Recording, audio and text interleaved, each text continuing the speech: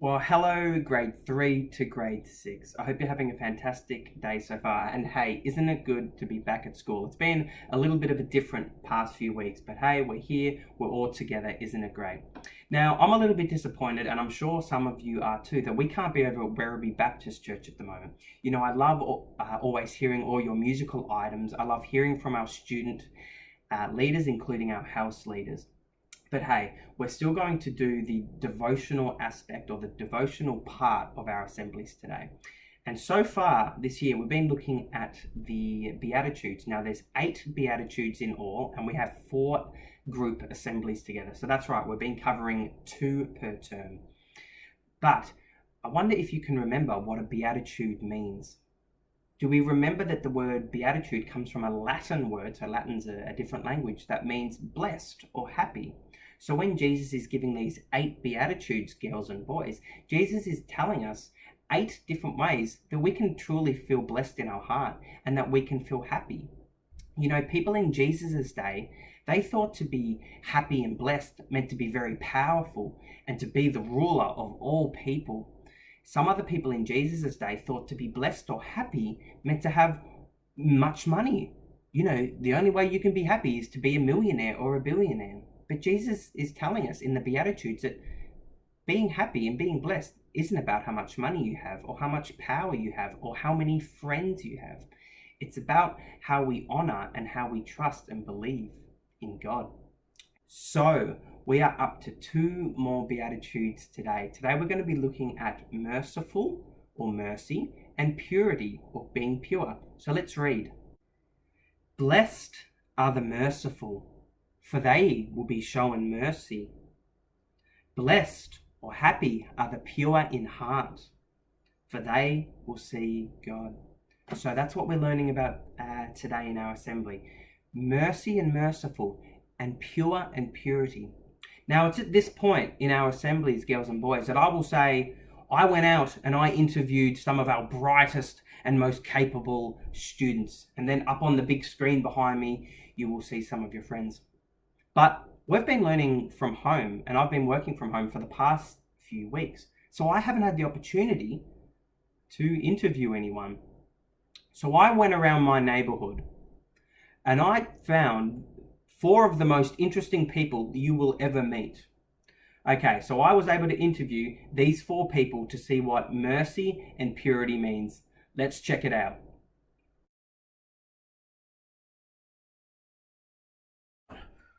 Ugh, 998. 999. 1000. Hey, coach! What does merciful mean? Oh, well, hello there. Merciful. I'm not going to show my enemy, my opposition, any mercy. That's what I think mercy is. Coach Beard!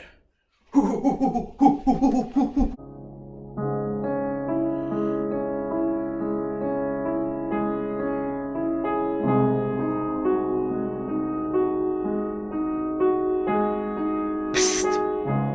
What's mercy mean? Oh, hello. To be shown mercy is when my piano teacher doesn't growl at me or get upset at me when I make a mistake. She's always very merciful. That's what I think mercy is. Tell me what purity is. Purity. P-U-R-I-T-Y. Purity. No. I didn't ask how to spell it. What's it mean? I don't know. Oi, farmer. What's purity mean? Oh, well, howdy there. Hickory dickory. Purity. Well, my garden bed sure ain't pure at the moment. I've just turned out all of my weeds. I've got chicken poo in here. I've got horse poo. I've got all kind of fertilizers. So I guess purity is like cleanliness. My garden bed at the moment, it sure ain't clean. It sure ain't pure. It's a bit smelly. So purity, cleanliness. That's my opinion. Hickory dickory. Okay, they were some very interesting people. And hey, I wonder, did you recognize any of those people? Did any of those people look familiar to you? Something to think about. So we're going to be looking at mercy first off. What does it mean to show mercy? Or what does it mean to be merciful? You know what? I think there's two ways we can describe and define mercy. The first one is offering forgiveness to those who do wrong to you. You know, maybe you can think about a time recently when a friend walked off on you because they were distracted, or maybe they were not having the best day, and maybe they said something that disappointed you or offended you. You know, I wonder how you can show mercy to them. You know, they may have made a mistake, and I'm sure you've made a mistake too in the past.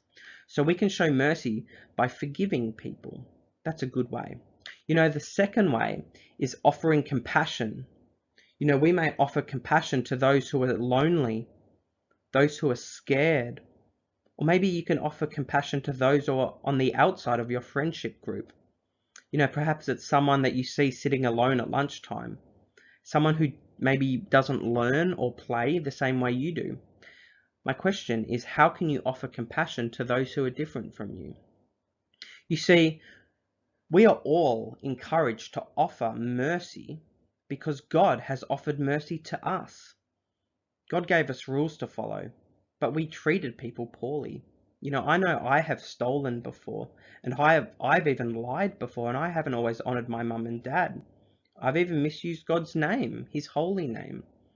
But you see, because God so loved the world, he gave his only son, that whoever believes in him shall not die, but live forever.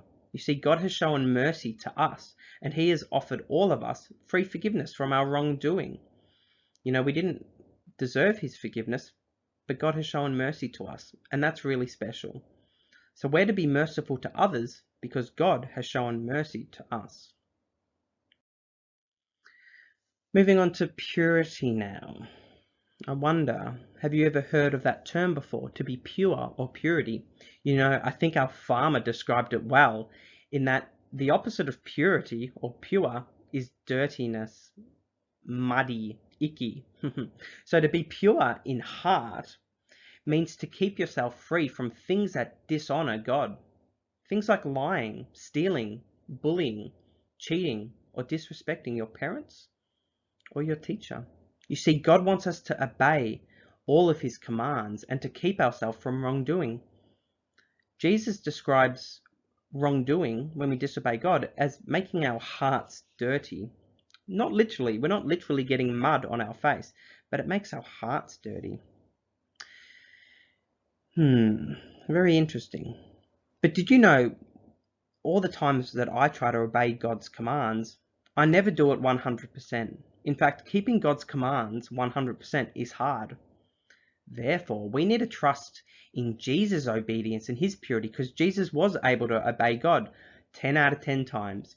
You know, if we trust and believe in Jesus, he will give us his pure heart. And having Jesus' pure heart in us helps us to see God for who he really is, our loving Father. You know what? If teachers, you have time, maybe as we finish up for today in this devotion talk, maybe you can continue the conversation. Maybe some questions you can ask is, how have you shown mercy lately? Or maybe you can ask, in what ways do you understand purity? I'm sure you have plenty to talk about.